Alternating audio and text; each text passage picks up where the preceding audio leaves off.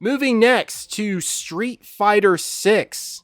This released June 2nd on PC, PlayStation 4, PlayStation 5, Xbox X and S consoles. It's developed and published by Capcom.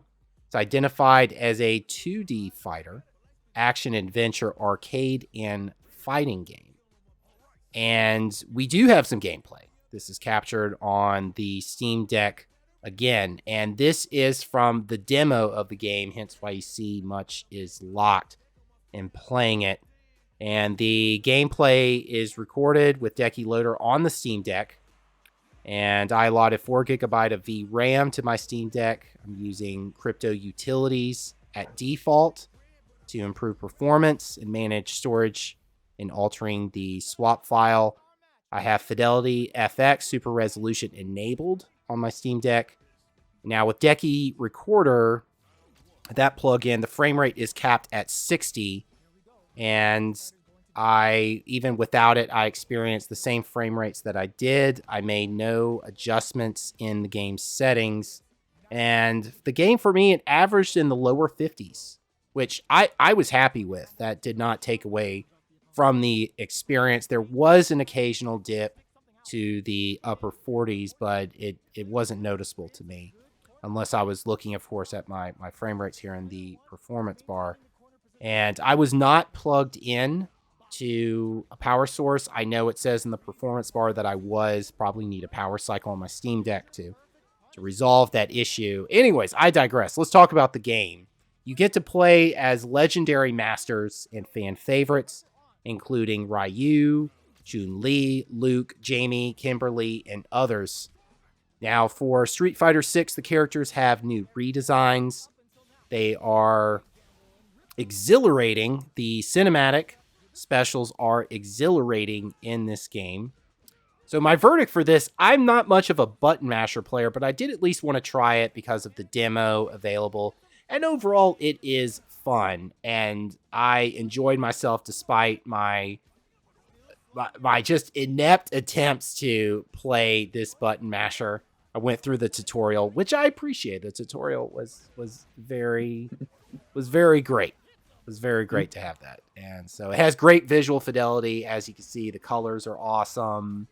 The combat is awesome. The graphics are awesome. So overall, great experience. Richard, have you played any of these button mashers, like Mortal Kombat? I played, yeah. So I feel like Street Fighter, that was mostly arcade when it first came out, and arcade was a bit before my time. The first system I had was a PlayStation.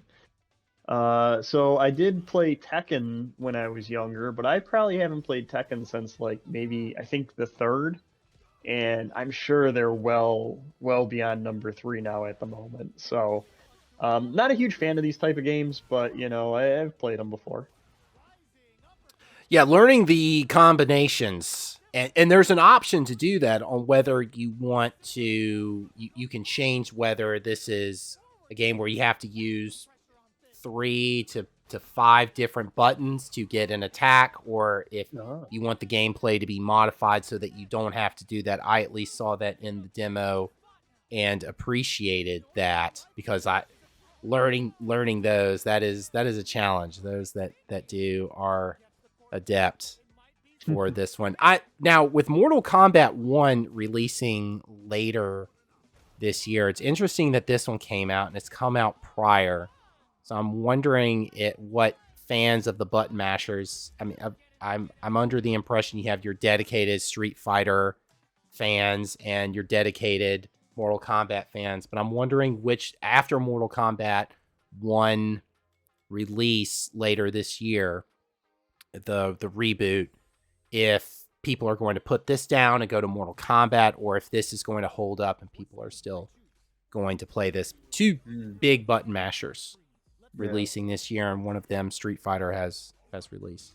I feel like Street Fighter and Mortal Kombat, it's kind of like the Coke and Pepsi, Yeah, right? Choose yeah, which flavor that's a you like great, better. great analogy for that. So let us know in the comments what you think, as far as if you plan to keep playing this game, play both, or if there's a divide between the fans of each of the games. So that is our segment on Street Fighter 6.